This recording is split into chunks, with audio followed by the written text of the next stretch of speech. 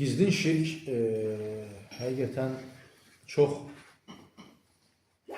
həssas və Allah Resulü'nün sallallahu aleyhi və səlləmin sahabələrinə çox şiddətli şəkildə xatırlatdığı bir mövzuydu.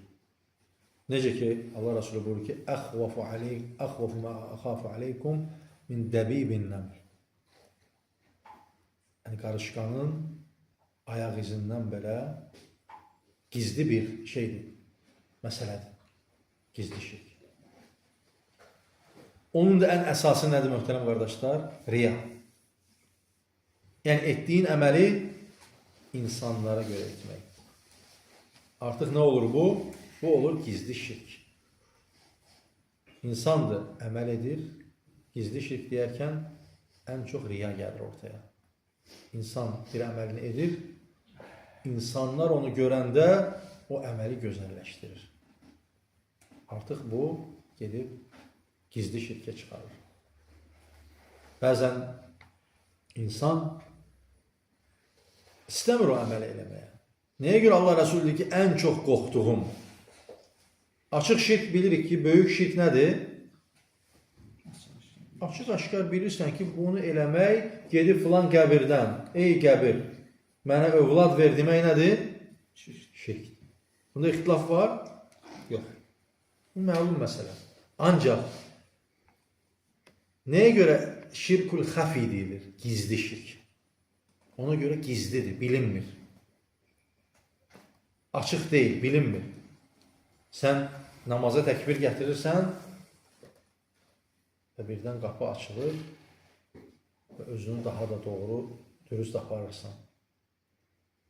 Özünü düzəldirsən, namazı uzadırsan və yaxud da olduğundan daha başqa formada namazı dəyişirsən, artıq bu nəyə girir?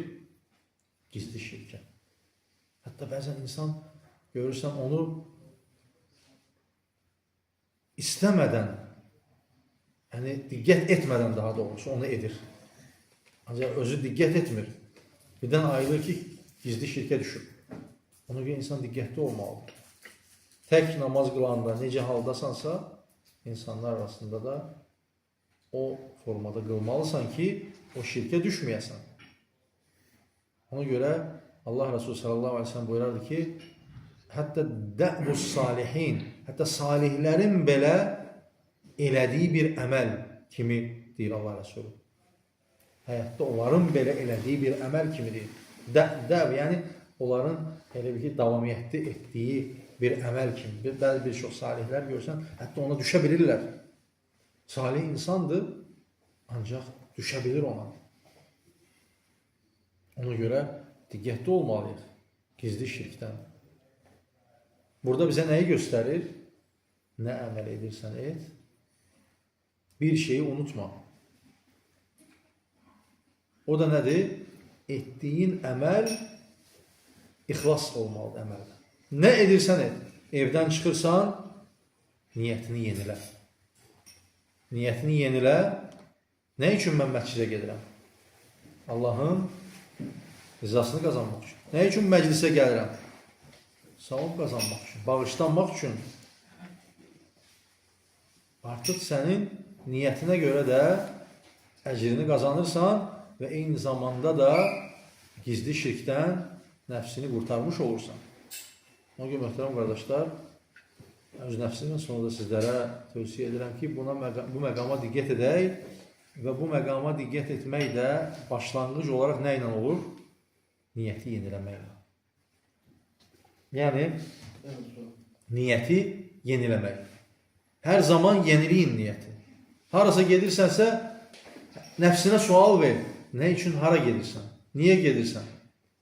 Onun cavabını tapandan sonra o əmələ qədəm qoyursan, addım atırsan və o əməlin dalınca gedirsən. Ancaq gördün ki, yox. Dünya malı üçün gedirsənsə, bəli, o dünya malının savabını qazanırsın. Yəni, dünya malına çatırsan, ancaq ahirətdən də heç bir payın olmur. İnsan var, gəlir sırf məclisə, hansısa qardaşla görüşməyə. Niyyəti yoxdur zikir məclisinə gəlmək. Niyyətini yeniləsə, həm qardaşla görüşər, həm də əcrini qazanır məclisin. Çünki zikir məclisinin böyük fəziləti var. Bağışlanmaq üçün. Yeryüzünün cənnəti sayılır. Yəni, bağışlanmaq üçün ən böyük fürsət sayılır.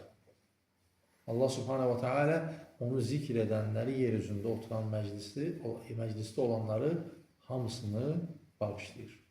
Hətta onun yanından keçib ora gəlməyənlərin, yəni o məqsədlə gəlməyənlər belə. Ona görə hər bir halda niyyəti yenilədiyin zaman artıq gizli şirkdən də nəfsini qurtulmuş olursan. Bəli. Şirk deyirsiniz. Bəli. Niyyət. Mənim niyyətim oldu ki, namaz qılmayanların yanında o namazı gözəl avazla və yaxud azan verəndə gözəl avazla verəsən də. Yəni bilirəm ki, bu adam qılmır da namaz. Ona görə deyirəm ki, dini sevsin. O da şirkə girir. Orada sizin dediyiniz məsələdə müəyyən bir az da olsa təfsilat var. Adamın o da yenə niyyətinə qayıdır. Ola bilər insan, məsələn, cahil bir toplumun yanında namazı qılırsan bir məqsədlə. Ki, onlara da namazın bir növ namazı, yəni sanki xatırladırsan. Namaz var, ibadət var. İnsan bəzən qafilləşir, cahil insandır. Ömrü boyu namaz görmür, məscid görmür. Sanki elə belə bir şey yoxdur. Hani sənin namaz qıldığını görəndə sanki bir növ ayılır. Bir növ ona təsir edir. Bəzi cahillər, bəzi insanlara təsir edə bilir. Bəli, əgər sən belə bir niyyətlə onu edirsənsə, bəli, o yaxşı niyyət. Necə ki, buyurulur ki, sədəqəni bəzən açıqda vermək gözəl əməl sayılır. Əgər o niyyət düzgün olarsa ki, mən bunu verirəm, qoy o insanlar da, ətrafdakı insanlar da ona baxıb, onlar da versinlər. Belə məqamlarda da dinimiz icazə verir ki, yenə o niyyətə qayıdır. Niyyətə qayıdır ki, əgər sən nə niyyətlə onu edirsən? Çünki niyyət önəmlidir. Şeytan hər zaman bizim niyyətimizlə oynayır. Hər zaman istəyir ki, orada niyyəti dəyişdirsin. Çünki bir niyyətin dəyişməsi ilə o əməl məhv olur. Çünki iki şey olmadan heç bir əməl fayda verməz. Son olaraq bunu da deyim. Birincisi, ixlas. Yəni, ixlas nədir? Etdiyin hər bir əməl Allah üçün olmalıdır. İkincisi nədir? Etdiyin hər bir əməl sünnəyə müvafiq olmalıdır. Bu iki şey olmadan, möhtərəm qardaşlar, heç bir əməl fayda verməz. Bəli.